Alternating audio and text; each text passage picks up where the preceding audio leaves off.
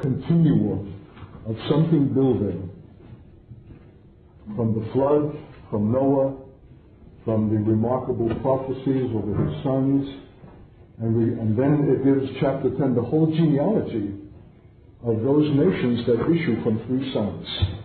The nations themselves issue from the three progenitors of all mankind. And then chapter 11 is the Tower of Babel. The nations from the beginning evidencing a spirit of rebellion and arrogance against God, doing their own thing, establishing their own location, not where God intended, but wanting to exalt themselves above God, building a tower, not of stone, but of bricks that they could bake and fabricate synthetically and artificially and put together with slime. Boy, if that's not a formula for the labor of men seeking to glorify that and exalt themselves above God, I don't know what is. But the Lord looked down and saw it and was concerned, and so what their intention was, to make a name for themselves and to exalt themselves above God. And he confounded their language and dispersed them.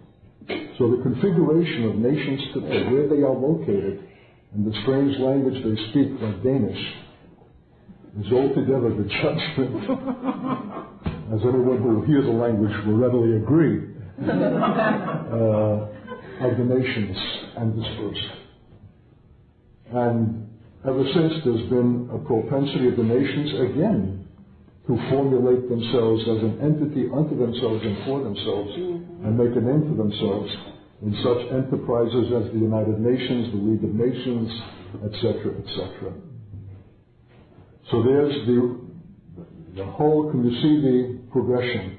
The sons of Noah, the nations that issue from them, the cryptic statement of God that his salvation for the nations has somehow to do with this mystical tent of Shem. But of course the nations who are rebellious will not heed God's provision, but seek their own. And they sought it in the Tower of Babel. He brings it to naught. And then at the end of chapter 11, we read about the descendants of Shem from verse 10, of which one is Eber, from whom the Hebrews come, and then the descendants, a man by the name of Terah in verse 26, the father of Abraham, and then the genealogy of Terah begetting Abraham and so on, and Lot. And then they took wives, and the chapter ends with the conclusion of the life of this Terah. Chapter 12 then begins with a Semitic son of Terah named Abram, to whom comes a distinctive call. And that call is in response to the rebellion of nations. I don't know if you've ever understood, but you need to understand. The advent of Abraham is not just to give rise to the church or perform other of the redemptive and precious purposes of God. It has as its essential and first purpose as the countermeasure, God's antidote to the rebellion of nations.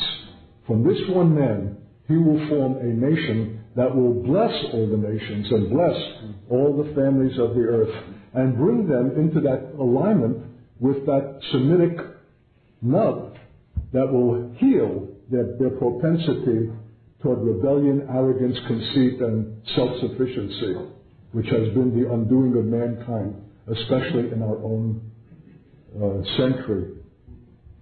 So we need to see Abraham as God's provision against the Tower of Babel, the rebellion of nations, and that God would make his name great. Let's look at the call of Abraham. Get out of your country and from your family. Get out of your nation. In order to be a father of nations, you've got to come out of your own. Not just physically, but in every way in which nationality and national identity might have its hook in you. Because I'm going to do in you something altogether unique. You're going to represent something above and beyond all nations. You're going to establish a nation for all nations. And you can't come to that possibility bringing anything of your own antecedents, of your own culture and origin. You've got to come out from your nation, kindred, and father's house. If you ever want a depiction of the cross, it's right there. This is the first powerful setting forth of the cross in its totality. Now, we're called sons of Abraham. We're sons of Abraham. Then it's contingent upon us to have heard that call and received it for our own, and to come out with the same radical totality with which Abraham was called. We still linger in our nationality, even as Jews. We're still not in the Abrahamic place. So that's not my subject. I don't want to dwell on that, just to tease you a little bit and have you to dote upon it at your own leisure. And if you'll do that the first principle of God is radical separation, totality. And it comes by God taking the initiative with one man, Abram. There's all kinds of speculation as to what kind of man he might be, that he was already chafed by the idolatry of his own civilization or of the Chaldees, and God saw a potential candidate for himself. That's all speculation. Nobody knows. It could just be the very sovereign choice of God to pick a man. Maybe not because he showed propensity, but because he had none. Just like the choice of Israel. Just like the choice of us. When you get down to it. Not because of our distinction, but the lack of distinction. That he might be all in all. For of him and through him and to him are all things, to whom be glory forever. So probably, seeing the way God characteristically works, Abram probably had no distinction that would qualify him for selection and for choice. God begins by choosing and calling a man. But he is a Semite. He is a son of Shem. He is derived from that line of descent and genealogy. And he must be, because what will be formed of him has got to be a fulfillment of what Noah had already spoken about that one son, Shem. So you can't get away from that, folks. We don't want to get away from it. We want to get more deeply into it, for it's the heart of the mystery. So I will make you a great nation. I will bless you and make your name great. You shall be a blessing. I will bless those who bless you. I will curse him who curses you. And in you all the families of the earth shall be blessed. Or all the nations of the world. God's intention from the very first, in the great redemptive saga or drama that the Germans called Heilsgeschichte, salvation history, is the intent of God for the nations. God so loved the world that he gave his only begotten Son. There's a love for the world and for the nations. Rebellious though they are, stinking and arrogant though they are, full of conceit and contempt for God, full of blasphemy, he's still a lover of the nations. For he made of one blood all nations of men and established their bounds and habitations, that they might seek after God, if haply they might be found of him. Where am I quoting? Acts 17. Paul's address at Athens, which the theologians say was Paul's single boo-boo. He didn't evangelize and was drawn off to become philosophical and speculative and speak about the purpose of God for nations. So much for theologians. Those theologians. Actually, it was a great address, and he told men who were every day looking for some new thing and some novelty what the whole purpose of life is, to be found of God. And that's the purpose for which God has given of one blood all nations, their bounds, their habitations. We've got to understand the design of God. He's the creator, and he has created the nations. This world, the earth is the Lord's, and the fullness thereof, and the nations and those that dwell therein. Believers follow that? Yes. Psalm 24. Where else we can find it? The world, the earth is the Lord's, and the fullness thereof, and the nations and those that dwell therein. He's the God of the nations. The thing that's distinctive about the Old Testament and Israel is that what is different about them and all of the other pagan civilizations around them in the Near East is that their God is not a tribal deity. Their God is not the God of fertility for whom they can put up a phallic symbol to have temple prostitutes. So in order to placate that demonic entity and have abundant harvest. Israel's God is different from all the other gods. He's not a local deity. He's not to be placated. He's the God of all the earth. He's the creator and the Lord over all nations. That's the fly in the ointment. That's why Israel is hated and despised. Because what she represents, even in her present unbelief and apostasy, is a threat to all nations who want to continue in their autonomy and independence from God and from His rule. Yes. So first we'll go to Psalm 96, and we can go to many Psalms and see how this theme is expressed by the psalmist in many places. And what he's singing and celebrating and commemorating is the historic faith of Israel. The faith of the psalmist, the faith of the prophets, the faith of the patriarchs, of Moses. Psalm 96, oh, sing to the Lord a new song. Sing to the Lord, all the earth.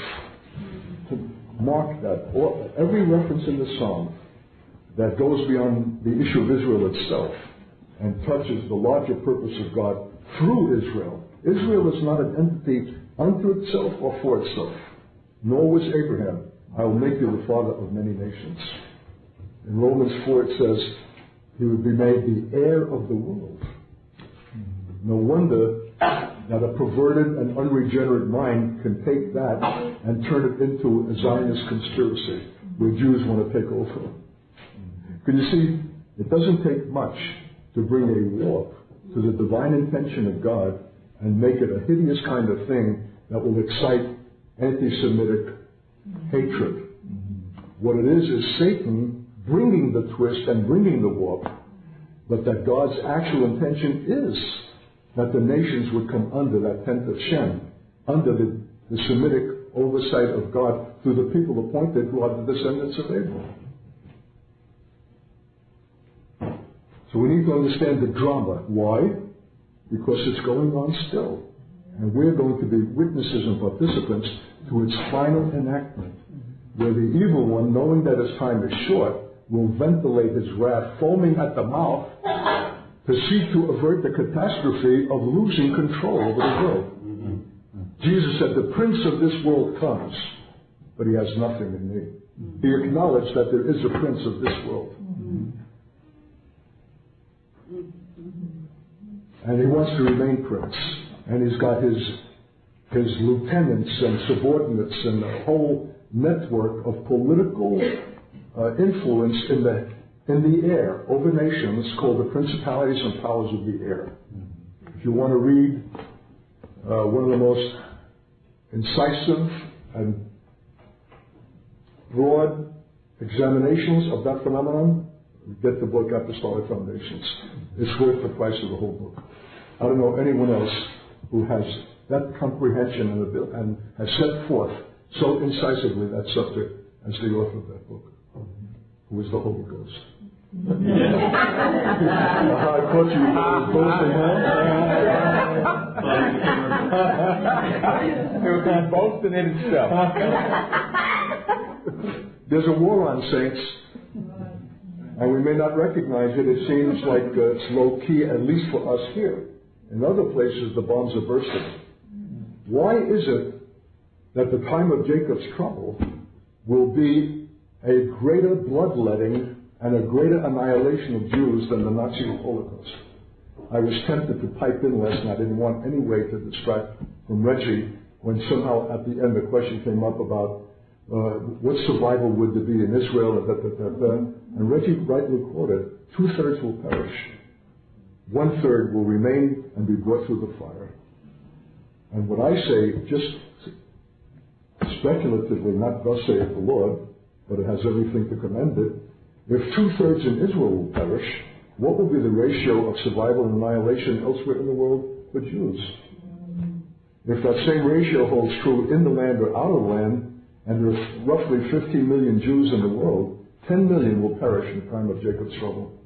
In a shorter period of time than the Nazi process of the final solution that ran from 1938 to 1945, 7 years. Half that time, a double amount, almost 12 million, will be annihilated. Somewhere, not just confined to Europe, but worldwide.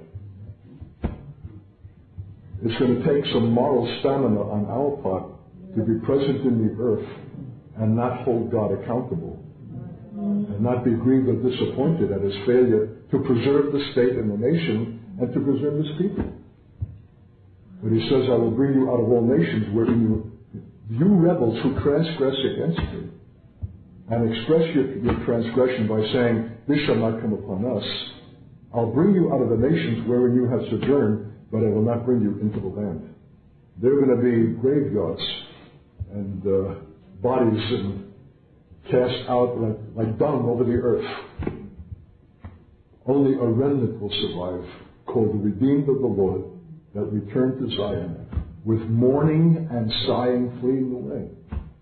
Not only for the loss of their state, but the loss of their relatives, the loss of their fathers, their uncles, their bubbas, and their zetas, grandfathers and grandmothers. But there'll be everlasting joy, for they shall not again be plucked up and rooted out. I will plant them in the land. There's a remarkable, what's the word for that? Plant, simile or metaphor, that's the word. Planting is so gracious, so gentle. The great husbandman. What would we call Zionist Israel? Certainly not a planting, more a rude usurping, a grasping, more like Jacob than it is Israel. And so how can that be the nation that will bless all the families of the earth? How can it bless when it is not itself blessed? Jacob had to become Israel in order to have his own altar and place of worship before the God of his fathers. And so must this present nation equally. There's going to be very great contrition. That's why Jesus said, if this time were not cut short, no flesh would survive. But for the elect's sake, this time will be cut short. He said, this is going to be a greater trouble than the nation has ever known from its inception and will not again know. And I'm disputing with men who have reputations that are international, who say that is past tense, that's already taken place. That was the Nazi Holocaust. And that present Israel need not fear another catastrophe of that kind. Well, then how come Jesus says it has to begin in Jerusalem with the abomination of desolation? Let those who read understand, and flee to the mountains of Judah, pray that it doesn't come on the Sabbath. Every indication is that it has its inception in the land. The Nazi Holocaust had its inception in Europe. So if this is yet future and a greater trouble than the nation has ever known, it must then exceed the Nazi Holocaust. That's why they're going to come to us so beat up, so completely demoralized, so suddenly uprooted, so disheveled, that they'll not be on their best behavior. They'll not be cute. They'll be loathsome. They'll be bitter. They'll be spitting out their vexations, because they'll think that the whole thing is the fault of Christianity. That's how they interpret the Holocaust past, after it was issued out of Lutheran Germany, out of Luther's own incitement. How will we receive them? With what grace? When God says the whole issue is that in the wilderness of the nations, they will meet with me face to face, and there come under the bond of my covenant, the rod of my authority, that they might return as redeemed of the Lord, though they didn't leave in that condition. The whole issue is what kind of face greets them in the wilderness of the nations. Who's in the wilderness with them? In Isaiah 35, when he says that the wilderness will be glad for them. But will we be glad for them? And they will be dispirited and broken and desolate. Have you ever been in the wilderness where you've never been before? I've only recently come from it in Mexico. We spent the night in the wilderness. And I'll tell you what, it's not too cheery. Frightening. But I was with a Mexican brother who knew the location, so I wasn't rattled. But if I was there in ignorance, not knowing what tomorrow would bring or where to go, and everything is desolate, there's no water, and stifling fierce heat, this is what Jews will be going through. Well, someone in Isaiah 35 is addressed who is not Israel and says, say to them, your God will come. And when they hear that, the blind eyes are opened and the lame leap, and water breaks out of dry ground. Praise God, there's someone there who can speak a prophetic word, your God will come.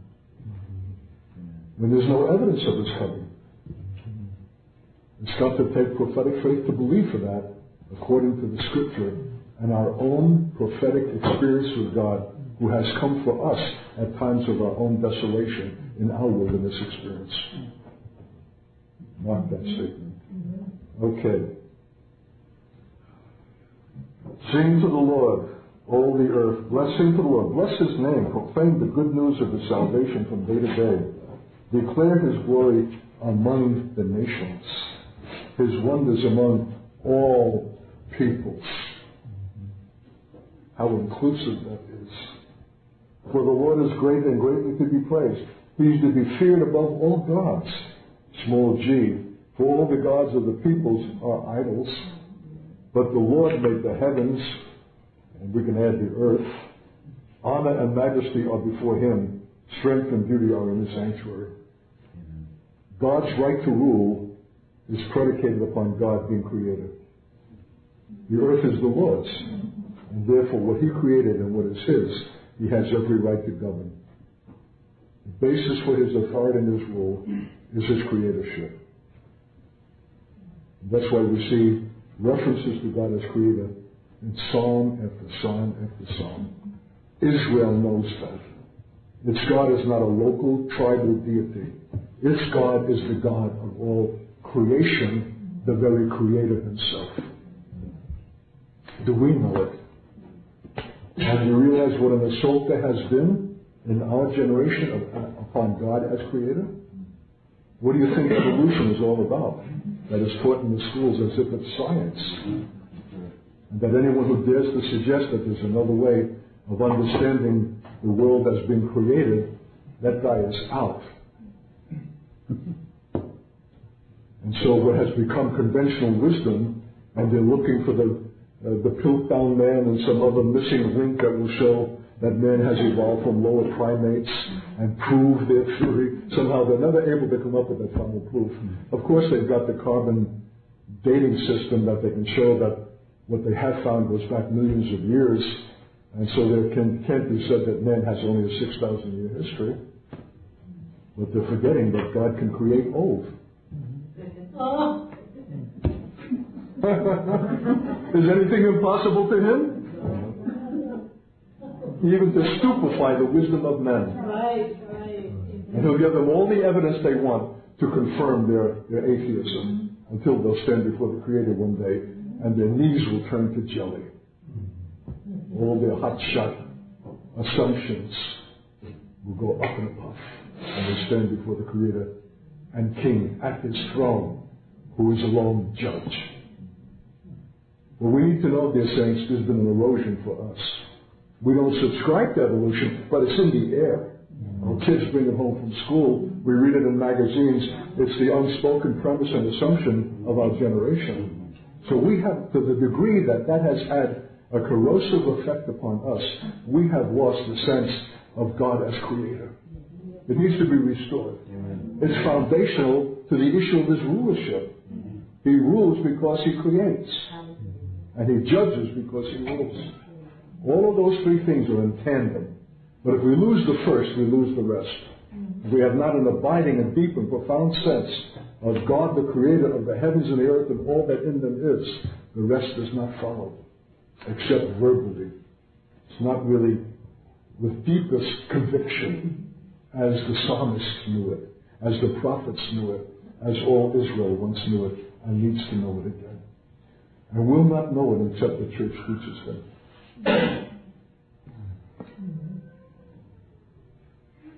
He is to be feared above all gods, for all the gods of the people are idols, but the Lord made or created the heavens. Honor and majesty are before him, strength and beauty are in his sanctuary. Give to the Lord, O families of the peoples. Give to the Lord glory and strength. Give to the Lord the glory due his name. Bring an offering, come into his courts. Of course, where will you have to come to do that? You're not going to do it in Geneva or New York City. You're going to have to come to his courts. You have to come to his location, to the house that is intended a house of prayer for all nations, which is only another statement of the tent of Shem. You have to come to the place where he has designated, where he is in that place alone. And if you're paying homage to him, oblation and sacrifice to him, that's the place where you'll come. And there's a priesthood people there to receive you and receive your offerings, whose skirts you will clutch because they know their God and will take you to him. Bring an offering and come into his courts. So worship the Lord in the beauty of holiness. Tremble before him, all the earth. The psalmists are always crying out that his praise might be sounded to the ends of the earth. Well, you have to travel a little bit to the ends of the earth to understand Hebraic faith. Mm-hmm. The most degraded places of the earth, full of pagans and idols and Hindu temples and every demoralizing thing that can rise up out of depraved man. God says, in that place, my praise will be sounded. And the psalmists believed that. The prophets believed that. And understood how much that will be contended against by the powers of the air that want to keep men in bondage to false gods. For they are the gods of this age. And what will they do then? To pick up where I left off before, to avert the threat of their loss of governmental influence and rule. You say, don't tell me that some invisible spirit phenomenon called the principalities powers of the air can actually affect government and society in the earth. Of course, you silly sap. What do you think? They're just hoping? They are the most profound influence. They're jerking and dangling entire nations and societies by strings. You can't understand present-day genocide in Africa, Rwanda, and this one and that one, and what took place with Serbia, the ethnic cleansing, that destructive pride, national pride, that sees the enemy to be eliminated, and its women and girls raped as an instrument of warfare, without understanding the influence of those powers. You can't understand punk rock culture or any of the idolatries of our age without understanding their influence. They are powerful. Paul himself said, if the rulers of this world knew, they would not have crucified the Lord of glory. He's not talking about Pontius Pilate. The rulers of this world are the invisible spectral realm of fallen angels whose prince is Satan. And they want to remain in control. You say, they may influence, but they certainly can't take over. Well, what do you call Nazi Germany? That's the land of Goethe, Schiller, Fichte, Hegel, Nietzsche, Schopenhauer, Kant, Wagner. Come on, you can help me with composers, with philosophers, with writers, with the genius of culture and Western civilization honed to its finest edge. And boom! Within the space of months, some gutter snipe, some despicable occultic jerk who couldn't get beyond the corporal's stripes and failed to enter into art school and is just a kind of cast off of society, became chancellor and ruler over the entire nation and set in motion a series of deeds by which demonic tyranny settled upon a whole people who is the nation of Goethe, Schiller, Fichte, Hegel. How long will it take in America? That's a culture of a civilization that was thousands of years in the making, deep. That's why Jews didn't want to leave. They said, how could this scummy guy succeed? The nation will come to its senses. There's no place for men like that in rulership. We'll hold tight. After all, Uncle so-and-so fought in World War I and received the Iron Cross. We Jews are loyal Germans. In fact, we're more German than we are Jew. Those same ones went up the smokestack. And evil prevailed over those powers. Because the only agency in the world and in nations given of God, both to recognize that demonic entity and to combat it and to defeat it, is the church. But the church of what kind?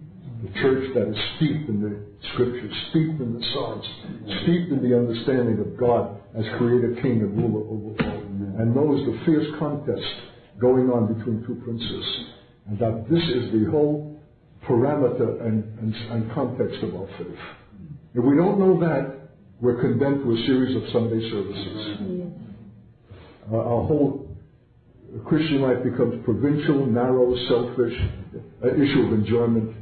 But when the structure of the faith is cosmically established, a struggle that will have its final culmination in our generation, then are we alerted, then are we brought into the context by which everything is made clear. The Holy Spirit then is no longer a luxury or a denominational distinctive. It's God's profound gift to function and to serve in an age of ultimate comfort, where we need the gift of prophecy and wisdom, knowledge, to guide us where we've not been heretofore. We need to come into the context of the faith that God intended as normative and which we have lost in modern times.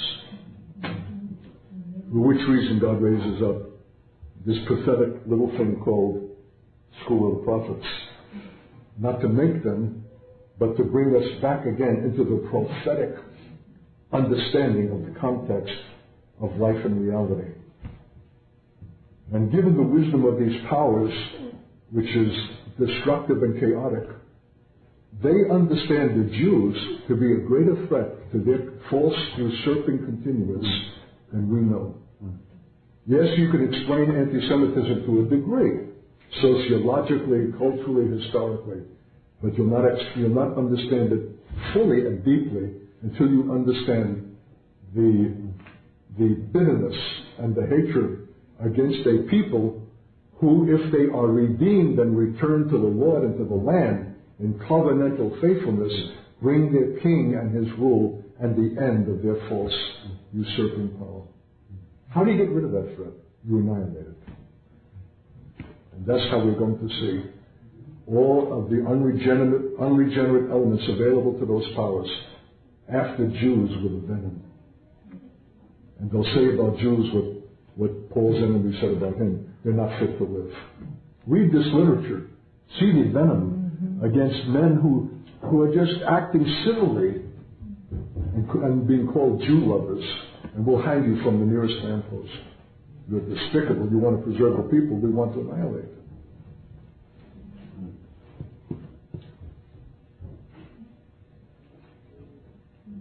So in verse 10, say among the nations the Lord reigns. Even now, when it doesn't give that appearance. The world also is firmly established, it shall not be moved. He shall judge the peoples righteously. A king who rules and a king who judges. Let the heavens rejoice and let the earth be glad. Let the sea roar in all its fullness. The sea is always symbolic of the nations. The rage of the seas and the tumult and the noise, the crashing waves, the power. It helps to be on a liberty ship as a 16-year-old kid standing at the bow, watching for mines yet remaining from World War II, and feel like a little cork popping up and down in tumultuous seas, to know the power of the seas and why they represent the nations and the rage and the fury of the nations against God. Where under the havoc of those waves, the ship listing to such a degree that we took water into our smokestack. And they sent up this Jewish idealistic kid who wrote poetry and wanted adventure to travel in the world to tie up the block and tackle that had broken loose from the mast that weighs about at least 2 tons with a rope, hoping that I would fall off and into the sea. Because the bosun's mate, which is the master sergeant, was a Swedish alcoholic and anti-Semite who hated my guts as a Jewish kid looking for adventure. And I'm here with you today is only by the grace of God who knew me and that I was elect before I had dreamed of his existence, for I was an atheist in those days. I'm being reminded of the sense that I had as a cork bobbing on the sea. Those Liberty ships were built by Kaiser factories. You guys don't even know there was a Kaiser Fraser car that came out right after the war, and now it is extinct. They built these Liberty ships with women welders. And it's not unusual for them to pop their rivets and sink into the deep. And I'm not blaming the women, God bless them. But God never intended them to be riveters and welders.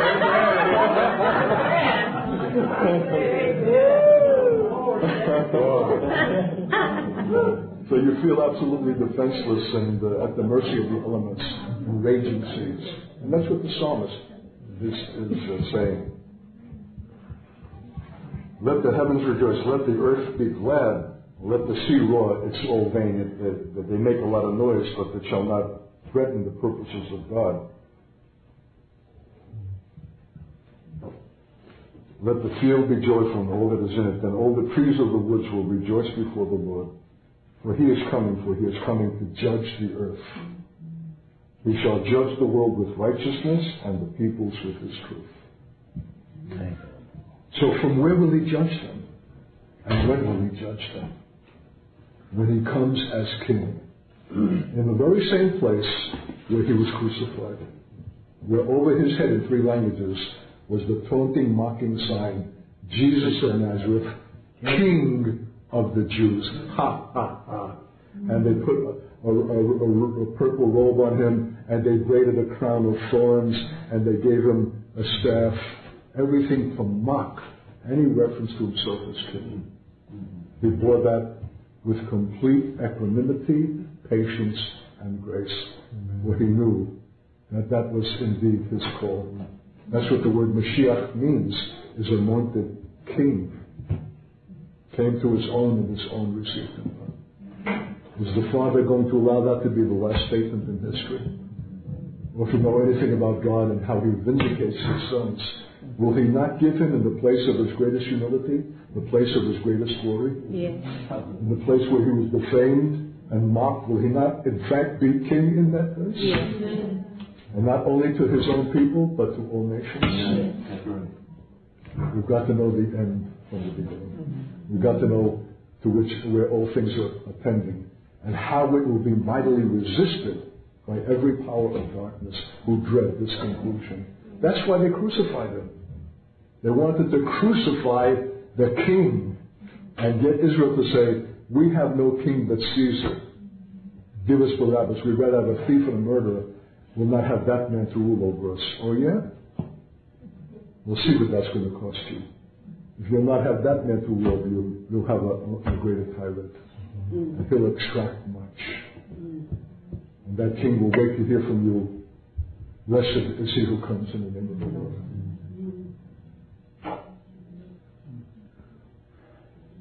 So pray for the best expression of our contemporary Jewish life, the Lubavitcher Hasidim, the ultra-Orthodox of Brooklyn, waiting for the resurrection of Rabbi Schneerson.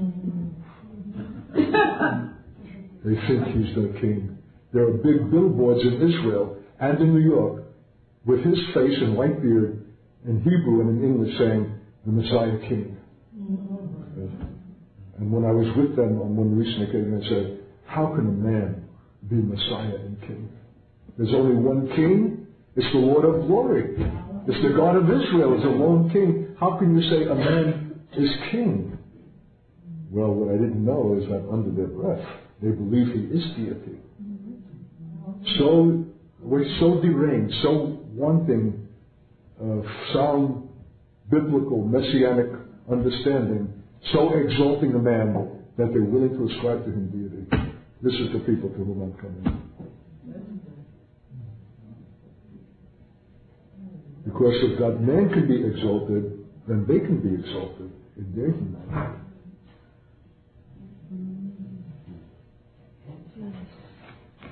So let's look at the great psalm that establishes the king, that is altogether eschatological, that is God's statement against the fury and rage of nations, of what he will and has established.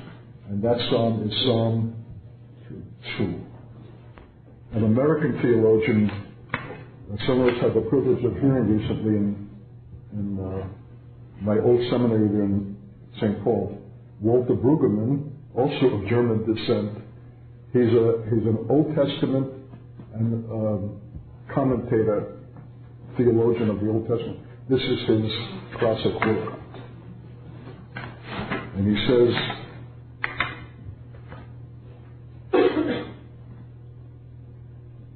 over the long haul of the Enlightenment, Western Christianity has been progressively privatized in terms of individuals, families, and domestic communities. By and large, out of bewilderment and embarrassment, the ecclesial communities, church, have forgotten how to speak about national and international matters, except in times of war, to mobilize God for the war effort. The inevitable outcome of this privatization is to give up or relinquish geopolitics to practical technical analysis of the cynical kind that Stalin commented about. How many divisions does the Pope have? Like, what does religion have to do, or Christianity have to do, with earthly matters of rule or governments or nations? Their Christianity is a Sunday matter. And that has come with the whole privatized Christianity and the faith that has been domesticated and lost all sense that we're in a world. And there are purposes of God in the world. In fact, the faith is given for those purposes. From Abraham, an answer to the rebellion of the nations, to the establishment of a king in the holy hill of Zion that we'll be reading in Psalm 2. And we've been reading a lot out of this. And he speaks fancy. He speaks theologically. So I'm going to try and interpret that the church has forgotten how to speak about national and international matters, except in times of war, to mobilize God for the war effort. That if the theological dimension drops out of international purview, and with it any credible, critical moral dimension, then the world becomes one in which might makes right. That's fancy language to say, if the church loses this consciousness and relinquishes its influence that God intends for it in the world and in the nations, and the nations take it over and completely secularize the issues of politics and government and rule, then in the last analysis, the world becomes one in which might makes right. It's only the church that has a moral dimension to bring to the consideration of nations. And if you've not read the newsletter available at the table there, it's the message given in Israel to a Messianic congregation about the role of the church, the prophetic function of the church to the state. And if the church does not function, does not take on this responsibility, what shall you expect the state to perform? It will always do the expedient thing, the thing that will accomplish its ends. It doesn't allow moral consideration to interfere with what they consider to be necessary and functional. Only a church can bring a moral dimension to the consideration of nations.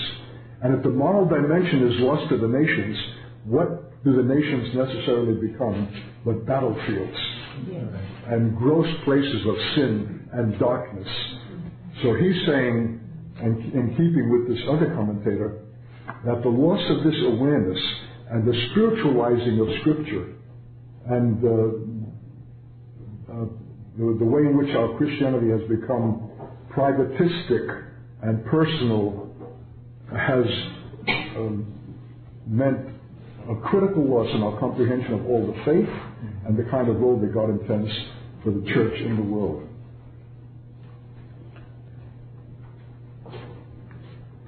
If the characteristic urging of Israel's prophets that arrogant nations which overreach in imagined self-sufficiency operate autonomously at their own peril, Yahweh in this rhetoric is a critical principle of restraint which arrests both self-aggrandizement and brutality.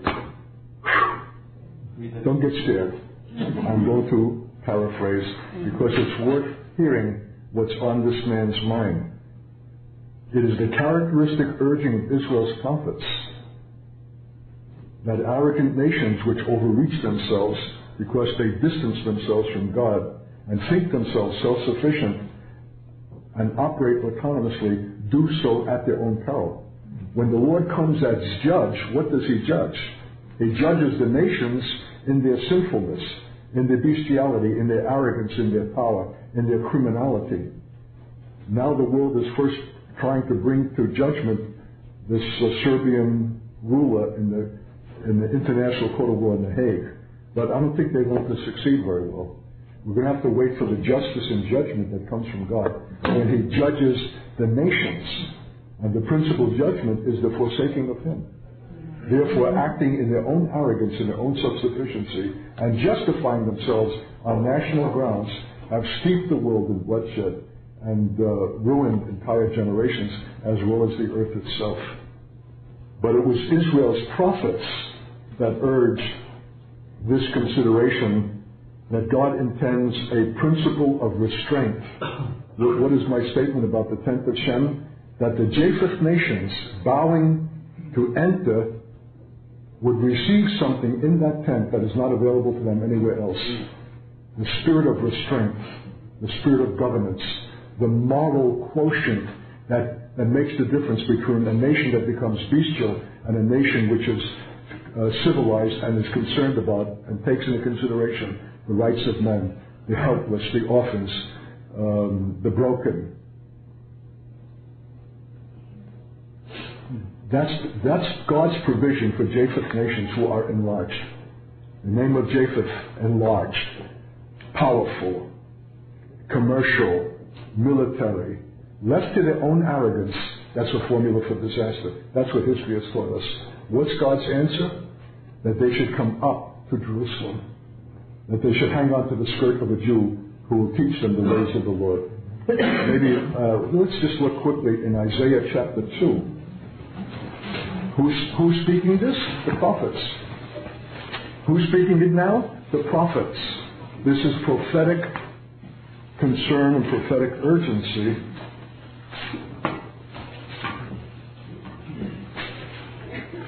But what have we done with Isaiah 2? The same that we've done with Psalm 2. We have spiritualized its literal meaning away. The word that Isaiah the son of Amos saw concerning Judah and Jerusalem, it shall come to pass in the latter days, in the last days, that the mountain of the Lord's house, the word mountain is always symbolic of government and rule, shall be established on the top of the mountains and shall be exalted above the hills. That is to say, Zion and Jerusalem shall be the pervading rule over not only Judah, but over all nations. It will be above the mountains and the hills of human governments. And all nations shall flow to it. The same theme as in Psalm 96, all nations to the ends of the earth. This must come into our consciousness as the prophetic church, that the whole intention of God's salvation history is all nations. The world. He so loved the world. He called the man Abram out of a nation, and that through him all the nations and the families of the earth shall be blessed. How shall they be blessed? They shall come up to Jerusalem. They shall come into the tent of Shem. They shall learn of God and of his ways. Come, let us go up to the mountain of the Lord, to the house of the God of Jacob. Interesting, the identification. Not some abstract deity, but Israel's specific literal God. And this is where the fly is in the ointment, where men don't mind some general reference to God, but when it gets this close to Jews, the God of Jacob, they get a little edgy. And that's exactly the point. This is the stumbling stone in Zion for Gentiles who don't want to acknowledge the specificity of God in the choosing of a people and a nation, and a location, a Zion, a tent, a Shem. And in order to receive the benefit, they cannot enter except they bow. And that's exactly what they refuse to do. For arrogance characterizes Japheth nations from the Tower of Babel to this present day, even when they're saved. All nations shall flow to it. Many people shall come and say, come, let us go up to the mountain of the Lord, to the house of the God of Jacob. He will teach us his ways. And that means Torah. Torah is not a code of legal requirement. Torah is the all-inclusive word for teaching, for the revelation of God's way. For out of Zion shall go forth the law, the Torah, not dictates. The Lord is not going to become a dictator. And the word of the Lord from Jerusalem, he shall judge between the nations. We're not going to have any more catastrophes like Rwanda or Serbia and Croatia and I always forget the name of this other people. Albania? The Albanians in Kosovo. It's a bloodletting, this ethnic cleansing, this national ambition to root out the enemy. The remarkable thing is that ethnically they are the same Slavic people. But historically they had become Muslims in the invasion 4 centuries ago and retained that character. And so there's been warfare, bloodshed, enmity, rape, and vengeance, and until the Lord himself shall judge between the nations. When we say, "Come, Lord Jesus," this is what we ought to be thinking and meaning. And rebuke many people. They shall beat their swords into plowshares, their spears into pruning hooks. Nation shall not lift up sword against nation, neither shall they learn war anymore. There's no commentator who can do that justice and hint at what that will mean to the world economy, to what has been diverted to instruments of death, will be diverted now to those things that forward life and not death. There are children dying by the carload every moment for want of nutrition, for disease, for the most elemental things that nations cannot afford, but they can afford the implements of warfare. And I often talk about my privileged visit to the Douglas aircraft plant in Fort Worth, Texas, nearby, where they make the F-16 fighter bombers. Never forget the experience of seeing what this means, beating swords into plowshares. And each one is like $1 billion to 25 million, I don't know what, some astronomical sum. And men who do not look human, working overtime and making resplendent salaries in order to fit these things together. They lost. I was stunned. And the Lord gave me the word gnomes, G-N-O-M-E-S. I had never ever spoken or thought that word. It's a stunted humanity, because when you invest your life to produce death, it's going to affect your person. And I'm pleading with this brother who works there as an engineer to find some other source of employment. But the security and the benefits are overwhelming. It's the world is predicated on death and profits that issue from it. And I'm looking at the planes, and it says Burma, or whatever Burma's new name now is, and some other Pakistan, and nations that don't even have a pot to urinate in and a window to throw it out of, are buying these $25 million planes for prestige. Well, because their neighbor has one, they have to have one. It's a system predicated upon death. And the only thing that will ever alleviate and alter it is the coming of the King. He will mediate between nations. There'll be no need to study war. He will arbitrate in righteousness and in justice. This is not poetry, you dear saints. If we continue to hold this as poetry, as the commentator warned us in Psalms, we lose not only the meaning of Psalm 2, but the whole faith is integral to it. We need to have restored to us the theocratic intention of God through the restoration of Israel, through the mercy expressed to the church. In the latter days it shall come to pass. It will not come to pass if we don't believe it, don't expect it, and are unwilling to sacrifice for it. So let's look now at the psalm itself. I've got in italics, under the designation Psalm 2, this statement is the Messiah's triumph and kingdom. What do you have in italics? You look at that when you read the Psalms.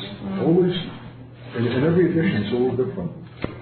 We rarely think of Messiah as king. We rarely think of Messiah politically. We rarely think of Messiah as the issue of rule. But that's what a Messiah is, an anointed king. And so it begins, why do the nations rage? I'll tell you why. Because they don't want him to succeed in his theocratic intention. They want to remain autonomous, independent, arrogant and self-sufficient, doing their own thing as if their turf is theirs. Hey, this is our country. We own this land. We got it through victory, through warfare. The earth is the Lord's. It's not your playground. It's not your place of exploitation. It belongs to Him. And you're unwilling to acknowledge that. In your arrogance, you think it's yours. You've got to be reminded, the earth is the Lord's. Why do the nations rage? And what is rage? It's an uttermost emotion. It's not, why are the nations irritated? Or even, why are the nations vexed? Why do the nations rage? Rage is ultimate anger, hatred, foaming over at the mouth. This word is not arbitrarily inserted. This is by the Holy Spirit putting the divine finger on the condition of the nations against God in their inveterate hatred of Him and their independence from Him. That anything that will threaten them and bring them into an alliance of having to come into His tent, hatred, anger of the kind that I glimpsed in Canada. We'll come back to this at a later time and say, well, Art, it's all your fault. Because had you listened to what the man said, you wouldn't have then taken the microphone back and said, my invitation still stands. You probably would have removed the invitation, because that's what bugged him so much that he had to strike you with his Bible and call you Jewish pride, Jewish flesh. Well, possibly. Or is it that something even beyond the man's own cognizance, something in his deeds as a Gentile and a man of the nations, particularly Anglo-Saxon British Commonwealth nations, was pricked of the kind that is expressed in the very first statement of Psalm 2, the rage. I don't have a word, saints. This is prophetic intuition. There's the deepest, inveterate anger against God. Rage is when you're frightened and terrified that something that is of the profoundest vested interest to you, your self-interest, is being seriously threatened. You don't react to that lightly. You react to that with the fiercest anger, even to the point of rage. Rage is almost uncontrollable. What would you call the motivation to destroy the 2 trade towers in the Pentagon? It was calibrated. It was coldly and cruelly deliberated. But the animus to bring that destruction, even at the loss of the lives who affected it, is rage. What are we seeing with the suicide bombs? Rage. What do we see when the missiles came over in the Iraqi war and fell on Tel Aviv, and Palestinians were dancing on the rooftops? What happened when the bomb exploded at the Hebrew University and 5 of the 7 killed were Americans, and that the devastation came in a place where it's least expected? There was celebration. Palestinians were giving out candy. We can't plumb the depths of this rage, because the root of this rage is satanic. As God is love, Satan is hatred. And hatred against the people of God, hatred against God Himself, hatred against the purposes of God, let alone those purposes that will once and for all and finally end the false usurping reign of these powers that prevail right now, even as we speak. The only thing that will end it is the Lord ruling from Zion. Why do the nations rage and the people plot a vain thing? The kings of the earth set themselves, and the rulers take counsel together against the Lord, against His anointed, saying, let us break their bonds in pieces and cast away, shred their cords from us. But He who sits in the heavens shall laugh, the Lord shall hold them in derision. Then He shall speak to them in His wrath and distress them in His deep displeasure. Yet I have set my King on my holy hill of Zion. Thank you. I've got that in yellow, underlined, asterisk, verse 6. Speaking as if it's already accomplished. Yet I have set my King on my holy hill of Zion. So this is future and yet spoken of as if it's already taking place, which is a typical prophetic thing that is beyond time.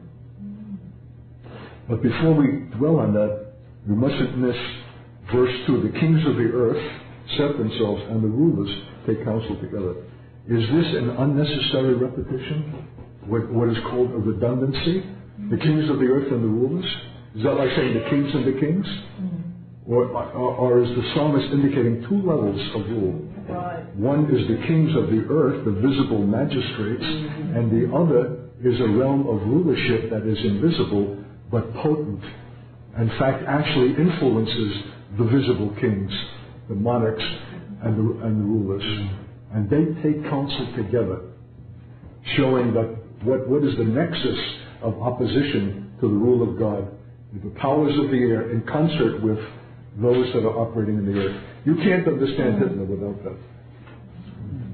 Hitler had an experience listening to a Wagnerian opera that affected all of his subsequent life and gave motivation for his dictatorship and his vengeance and vehemence against the Jew and precipitating the Great World War, almost the end of civilization. Well, Hitler was influenced by Wagner.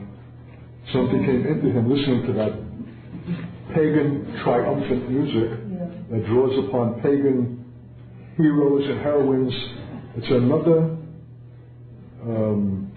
celebration that is anti-Hebraic and anti-biblical, that celebrates pagan deities and classic conflicts of these mythological figures that came into Hitler's whole spirit and consciousness and influenced his whole subsequent conduct. So we cannot understand Nazism. We can't understand evil.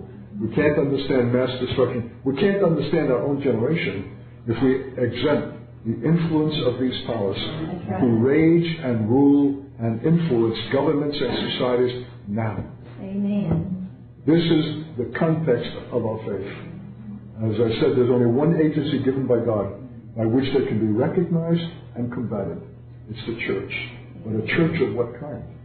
A church that is not under any of their influence, who do not in any way allow their influences to permeate their own conduct, because they rule by fear, by intimidation, by threat, by ambition, by appeals to lust, appeals to power, appeals to all the kinds of things for which men are motivated in the world. Where is there a church that has understood this and consciously has refused and rejected it and is not marching by that beat but by another, that celebrates humility, trust, faith, love, peace, quiet, and is not in fear and insecurity for its life, no matter what happens in the world? That church can oppose the powers of the earth. Its very presence is an opposition. Its very presence is a freeing influence in the community where it has its life. So we'll not come to that condition unless we come to it together and know that there's a battle. There are two wisdoms contending for dominance. And that's why Paul says in Ephesians 3 that God has created all things that in order through the church, the manifold wisdom of God might be demonstrated to the principalities and powers of the earth. We'll not be conscious of that unless we understand Psalm 2, unless we understand the whole context in which we are called as the church. We're saved for this. I often tease congregations when I'm on the subject by reminding them what these powers say. Jesus we know and Paul we know, but who are you? We're not obliged to know you until you exhibit to us, who recognize what is authentic, what we saw in Jesus and what we saw in Paul. Until you exhibit that, we scorn you. What, you're going to take cities for Christ by worship and by shouting? Ha ha ha. Until we see the character of God in you, the total submittedness to the purposes of God, where your life is not held as dear to yourself, you live as sacrificially as Jesus and Paul, we're not obliged to consider you. So this is the moral struggle that is taking place. Okay. So they take counsel against the Lord and against His anointed. Let us break their bonds in pieces, cast away the cords from us. But God, enthroned in the heavens, laughs and holds them in derision. He shall speak to them in his wrath, distress them in his deep displeasure, because God's answer is, I have set my king on my holy hill of Zion. And of course, that's the whole tent of Shem. Zion is that place. That's where the nations shall come, as we read in Isaiah chapter 2, to learn of the ways of the Lord and be domesticated, which means be tempered. Though we are enlarged, our very coming and submitting and bowing to come annually into that place will have a redemptive effect upon our character and life. Otherwise, we will continue to be the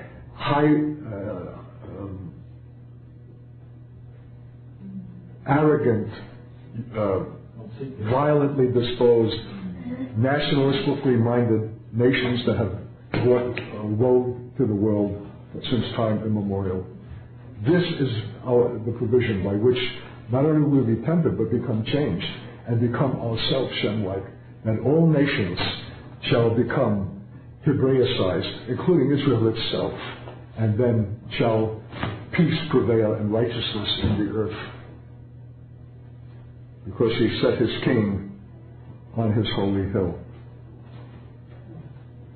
It says in Acts 3:21, Jesus is retained in the heavens, waiting for the restoration of all things spoken by the prophets since the world began. He cannot come and occupy the throne of David, though he is a descendant of the son of David and has every legal right and qualification to be king, until all that has been spoken by the prophets of restoration shall be fulfilled. And that is the restoration of Israel herself. I will declare the decree. The Lord has said to me, you are my son. Today I have begotten you. Ask of me, I will give you the nations for your inheritance and the ends of the earth for your possession. You shall dash them to pieces like a potter's vessel. And then the warning, be wise, O kings, and be instructed, you judges of the earth. Serve the Lord with fear. Rejoice with trembling. Kiss the Son, lest he be angry. Blessed are all those who put their trust in him. So the privilege of the king and his right is the nations for his inheritance and the ends of the earth, the same phrase used in Psalm 96 for his possession. The issue of Zion is the issue of the nations to the ends of the earth, that the rule of God shall go forth from the holy hill of Zion. Is that hill holy now? No. Anyone who goes to Israel has got to be pained at the political, cultural condition that now